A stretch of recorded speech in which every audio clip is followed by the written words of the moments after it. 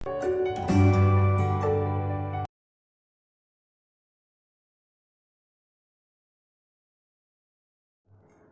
to the online classes of Triveni Memorial Senior Secondary School. Students, today's our topic is pollution. Presence of water pollutant in water will lead to water pollution. What are the major source of water pollutant? First one is presence of heavy metal which comes from industries. Major heavy metals which causes water pollution are mercury, lead and cadmium. Okay. All these things will eventually come from paints, batteries or all such kind of things. Okay, all these kind of heavy metals will lead to killing of the aquatic animals. Now next is pesticide, dioxins, PCBs, etc. All these things are coming from either industrial factories, industries or agriculture. Okay. And these all things will lead to killing of plants as well as animals present in that water body.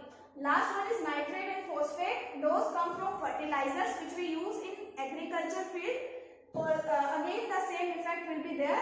If we are talking about effect, now let us see what are the major effect of water pollution. First is it lead to the death of the aquatic animals.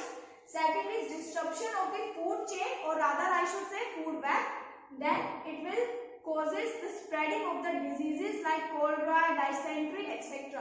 Now next is destruction of ecosystem. Entire ecosystem will be disrupted. Last is contamination of drinking water which will impact animals as well as human beings. Okay.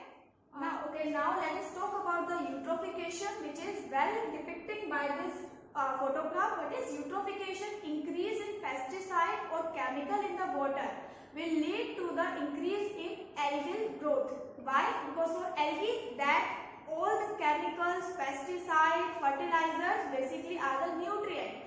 It will engulf all those things and it will increase in size. As we know, algae divide via binary fission or multiple fission. The moment it will engulf all these things, it will divide and within few days it will cover entire water body like this. But what is the damaging effect of that thing? First of all, whenever you will see such kind of thing, this is known as algal bloom, or we can say increase in algae in the water body. But damaging effect of this algal bloom is eventually it will cut off the supply of oxygen as well as light to the animals and the plants which are present in the below layer of that water body. And without oxygen and without light, all the life form will eventually be killed or die, and that water body will be dead, and the whole process is known as eutrophication. Biological magnification. What is biological magnification? Increase in the concentration of a chemical, be it insecticide, pesticide at each trophical level, and eventually at the highest trophical level it is proved to be lethal. Why is it so? Because as we know, as we have studied in our junior classes also, that at each trophical level number of individuals are decreasing. So suppose that chemical is present in 2 ppm. What is ppm? Part per million. At that low concentration, it is not going to harm the plants, okay, which are consuming that chemical. But in the second trophical level, as we know, because number of fish are always less as compared to number of the plant, they are going to eat more plants.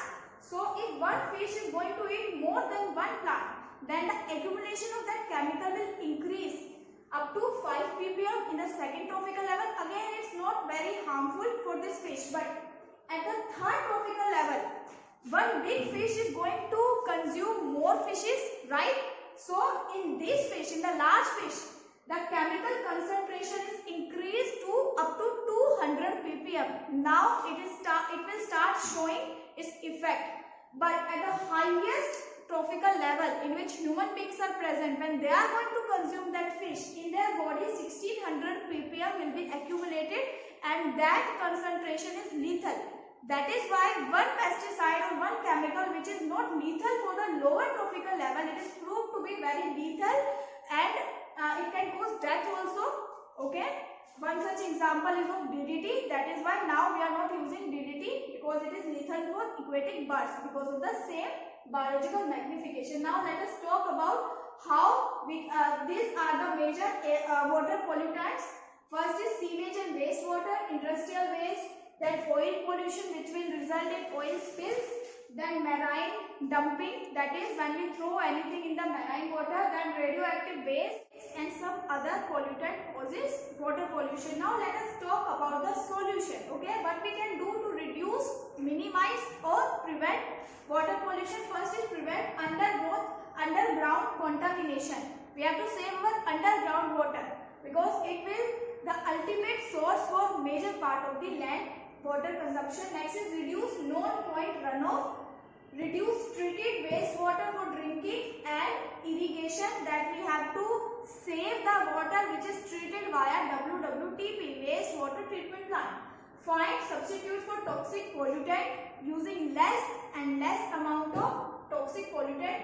Work with nature to treat sewage. Then practice the 3 R's which we have been studying since our junior classes. Those are reduce, reuse and recycle. Then if we are going to reduce air pollution, eventually it will our ecosystem will start healing and it will help us to control water pollution also. Okay. Then we have to reduce poverty because as we know more people will be poor, they are going to contaminate major water sources and then slow population growth. Now class, that is all for this topic. We are going to meet in our next video. Kindly subscribe this channel and like and share this video. Thank you so much.